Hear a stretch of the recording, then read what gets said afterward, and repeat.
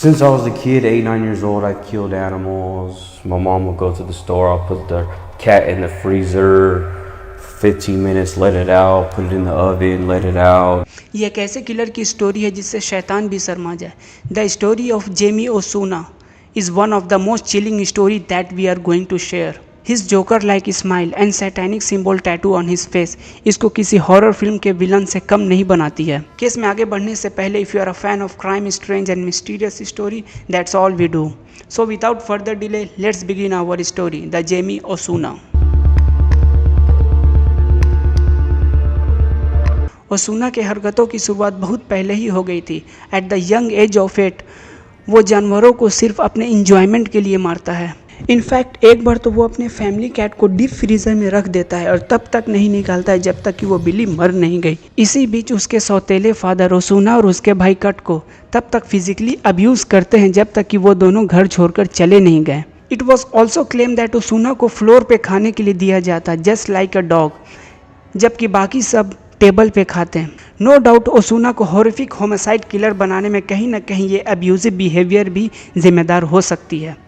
When he was 15 years old, police Osuna को गिरफ्तार करती है एक डेडली वेपन से हमला करने के मामले में। इन सब के बाद वो कई बार जेल गया, अलग अलग क्राइम में, लाइक ड्रग्स बेचना और बैटरीज की चोरी करने के मामले में। इन 2008 ओसूना हाउस पार्टी में एक जोएल कैस्टेलानो नाम की लेडी से मिलता है।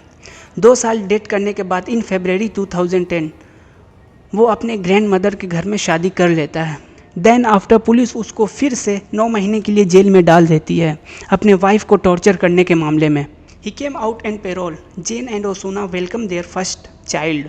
जेल में अंदर और बाहर रहने के बावजूद 2011 में हुई गिरफ्तारी उसकी कुख्याता पर मोहर लगा देता है जब वो 36 ईयर्स ओल्ड यूविटा पीना को ब्रूटली टॉर्चर और मर्डर करता है।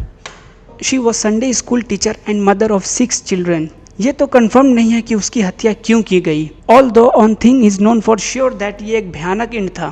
वेल, इट वॉज अराउंड 7 नवंबर जब वो एल मोरक्को मोटेल में ओसूना से मिलती है और ड्रग करती है। द नेक्स्ट डे ओसूना फिर से यूविता से मिलता है, लेकिन इस बार ड्रग्स के लिए नहीं, उसके दिमाग में कुछ और ही चल रहा था। इट वॉज मर्डर, क्योंकि मोटेल टाउन से बाहर था और उसका रेपुटेशन भी काफ़ी ज़्यादा ख़राब था। तो अगर किसी ने चीखने और चिल्लाने की आवाज़ भी सुनी होगी तो किसी ने भी पुलिस को खबर नहीं करी होगी। पहले तो वो एक ब्लंट ऑब्जेक्ट से उसके सर पर मारता है और जब वो अनकॉन्शियस हो जाती है तो उसके मुंह में कपड़ों का कुछ टुकड़ा डालकर उसको तब तक टॉर्चर करता है जब तक कि उसकी आत्मा उसका शरीर ना छोड़ दे। दुख की बात तो यह है कि वो अपने लाइफ के बुरे समय से गुजर रही थी और उसको उन बातों के लिए याद किया जाएगा जिसमें शायद वो इन्वॉल्व नहीं भी थी। यूविता के बारे में ये कहा जाता है कि वो काफ़ी ब्यूटीफुल और लविंग वुमेन थी जो किसी के लिए कुछ भी कर सकती थी। In fact when she was tin वो मल्टीपल्स जॉब करती और पैसे सेव करती ताकि वो अपने छोटी बहन को खिलौने और गिफ्ट खरीद सके। अब तो उसके पास सेकेंड चांस भी नहीं है अपने प्रेजेंट स्ट्रगल से ओवरकम करके अपना फ्यूचर बना सके। कोई भी ऐसा अनथिंकेबल ट्रीटमेंट डिज़र्व नहीं करता है जो ओसूना ने किया। इंटरव्यू के दौरान ओसूना ओपनली कहता है, मैंने दुखद रूप से पूरा सोचने के बाद पूरी आज़ादी के साथ यूविता पीना को टॉर्चर और मर्डर करी है। और वो आगे कहता है, the torture and all that ये मेरे लिए दवा है। मैं ड्रग करने के बजाय ये करूँगा, मैं सेक्स करने के बजाय ये करूँगा। मुझे फ़र्क नहीं पड़ता है अगर आप वकील हो, टीचर हो और किसी गैंग के मेंबर हो। I don't care if you are my brother और सिस्टर। आई डोंट केयर आप कोई भी हो। ये सिर्फ मेरा डिसीज़न है और इससे मुझे सेटिस्फैक्शन मिलती है। इससे ये पता चलता है कि ओसूना कितना पागल था।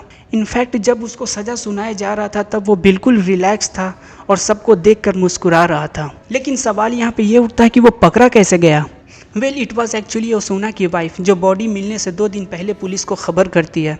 जेन के मुताबिक ओसूना जेन को कॉल करता है और नज़र रखने के लिए कहता है जो भी एल मोरक्को मोटेल में हुआ। जेन उस बारे में पूछती है कि आखिर बात क्या है, लेकिन ओसूना कैजुअली एक्सप्लेन करता है कि कैसे उसने एक वुमेन को स्टैब किया है।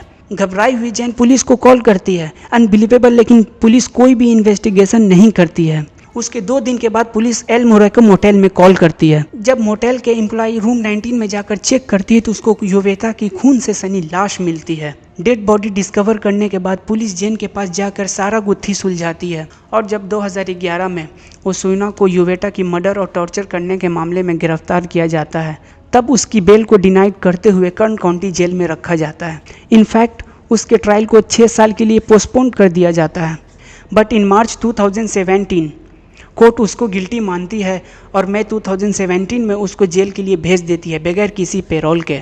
इंटरव्यू के दौरान ओसुना एडमिट करता है उसने 2 लोगों को और मारा है जब वो 13 साल का था, लेकिन ये कभी कंफर्म नहीं हुआ। विक्टिम के बारे में पूछा गया तो ओसुना सिर्फ हिंट देता है, एक औरत जो 32 साल की थी और एक मर्द जो 27 साल का था। जब उससे पूछा गया कि वो सारा मर्डर गैंग के रिलेटेड था तो वो जवाब देता है कि उसका कोई भी मर्डर गैंग के रिलेटेड नहीं था। तो उसको प्रॉब्लम क्या थी विक्टिम की आइडेंटिटी रिवील करने में? We will never know for sure. What that being said, ऐसी कई सारी केस है जेमी ओसुना के नाम पे जो कि कभी साबित नहीं हुआ। ओसुना के लोगों को टॉर्चर करने का भूख युवेता तक ही नहीं रुका। जब वो जेल में था तब उसके अंदर का मॉन्स्टर बाहर आता है। इन अर्ली मॉर्निंग 9 मार्च 2019 जब एक ऑफिसर रूटीन चेक के लिए ओसुना के सेल तक पहुंचता है तो वो देखता है कि ओसुना का सेलमेट लुइस रेमेरो उसके बेड पर खुला पड़ा है, मतलब उसको पूरी तरीके से फाड़ दिया गया था। उसके साथ ही वो देखता है कि ओसुना के गले में मिस्टर रेमेरो की उंगलियां, पसलियां, फेफड़े और अलग अलग बॉडी पार्ट्स का माले बना करके पहना हुआ है। उसके बाद ओसुना को सालिनास वैली स्टेट प्रिजन में भेज दिया गया, जहां डायग्नोस के बाद मालूम पड़ा कि ओसुना को स्किज़ोफ्रेनिया स्पेक्ट्रम यानी कि एंटी सोशल पर्सनैलिटी डिसऑर्डर और बॉर्डरलाइन पर्सनैलिटी डिसऑर्डर है। इससे पहले भी ओसुना एक कैदी को मारता है जिसको 67 स्टिचेज लगते हैं।